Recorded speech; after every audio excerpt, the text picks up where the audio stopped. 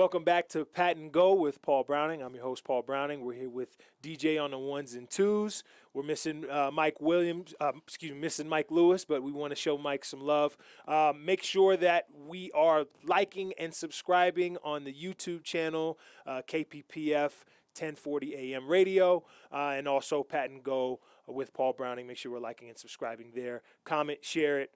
We got good content for you guys. Now it's time for us to get a flag. We're going to throw some flags. This is Flag on the Play. So first thing I want to do is I want to throw a flag on the Texans head coach, David Culley. For those who weren't watching the game, the Texans played the Browns. Very early on in the game, the Texans, I believe, had a real shot of actually beating Cleveland. And there became a really controversial call. It's 3rd and 15. Right. There's an offsides that's called on the Texans, but it's a free play. So, or on the Browns, so it's a free play for the Texans. They, get about 13 yards on a play. So now they're left with these options. Okay, you either accept the penalty and it is now 3rd and 10, or you decline the penalty and it's 4th and 2. All right. They decided to decline the penalty, get it at 4th and 2. Take another shot. And you're thinking, okay, yeah, it's 4th and 2. All right, I'm going to make sure that let's go for it now since it's 4th and 2. They decline the penalty, so it's 4th and 2, and then they punt the ball away. I don't know what he was thinking, and they ended up. Well, that's first-time head coach stuff. Yeah, well, he said he wanted to. He wanted the better field position. I'm going, dude. It's 8 yards. It's 8 yards. One, give your team another opportunity at 3rd and 10 to try to get your first down, And then go on 4-2. Or if you go 4th and 2, if you decline the penalty, at least go for it. But I was just thinking from where I was at, if I'm calling the plays, it's 3rd and I'm going to accept the penalties. 3rd Maybe and that's 10, why we're on this side. Maybe exactly why we're critiquing, right? But I would love to throw a flag on that, and I think that kind of ties into kind of what we were speaking on in 50-50. Some of the errors that we're seeing early on in the season, whether it's from the coaches, whether it's from late game interceptions, late game fumbles. There's too much of that is going on. I'm throwing a flag on everybody who's upsetting me. Well, see, I'm throwing the flag on the Texans as well, but it's for a different reason. It's because they have not called Cam Newton and said, "What are you doing?" Cam Newton is he is at home. Cam, all love to you, brother. He's at home waiting. And the Texans are without Tyrod Taylor now. We should call him and see what he's doing on Zoom. See what he's doing. We'll see if he's going to hop on. I would love to have Cam on. So yeah, that's your flag. That's one of my flags, and the other flag's on us. Yes. For not having a fantasy mastermind on the show in order to make things happen. Wow. Because our viewers, our listeners, yes. They're hungry for it. Yeah. They're like, who do I start this week? Well, here's the thing. I got a treat. I got a treat for us. So I've got a couple fantasy gurus that we decided to bring in, and this is our guest for the week. We've got Will Hazelwood.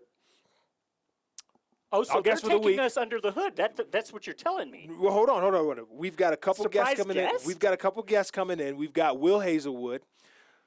We're going to go here. Will Hazelwood, Game Over owner. You've got 4 locations here in Colorado Springs. You love sports. This is the #1 sporting apparel store in Southern Colorado. Huge Niners fan. Huge Niner fan. You're from Colorado Springs. You got a couple fantasy leagues.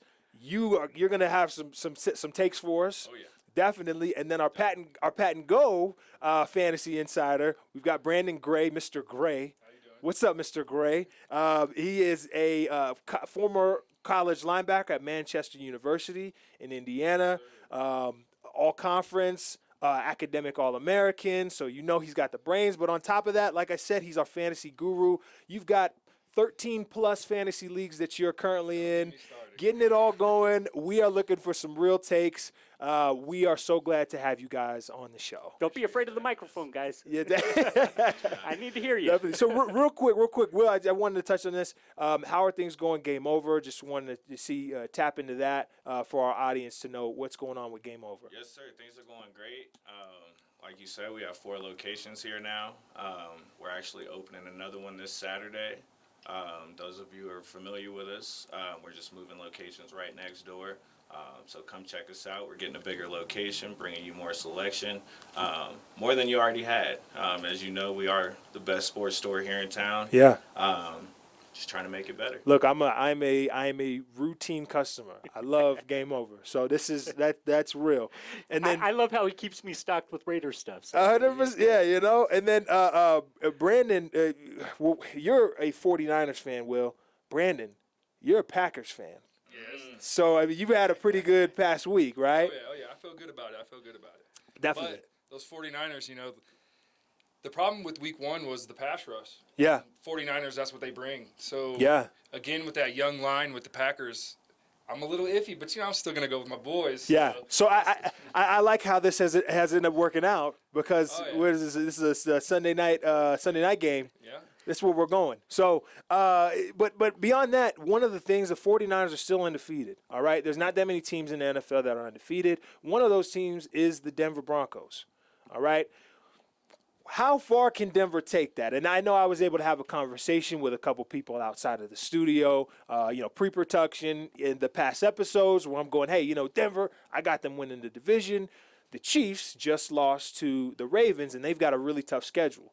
So when we take a look at the Broncos' upcoming schedule, they've got the Jets, they've got the Ravens, they've got the Steelers, they've got the Raiders, they've got the Browns, Washington football team, Dallas, and Philly. So it's not the hardest schedule, but they've got some teams that can definitely impact if we can continue to see them go undefeated. Do you guys have any takes when it comes to how Denver can do in these next few games? How do they end up by the bye week? We see a couple losses in there. Like I said, they've got the Ravens, they've got the Steelers, they got the Raiders who are red hot right now. They got the Browns, but I know the Browns and the Steelers those are games at home. personally, I got them losing 4. You got them losing 4 of those next 8. 4 of the next 8. So I mean, that would be still what 6 and 4. Yep. All right, definitely. Yep, I got them having a rocky road starting October 3rd. Okay. They got the Ravens here in town. Yeah. I think that's when things are going to start getting tough. They got the Steelers after that. Yeah.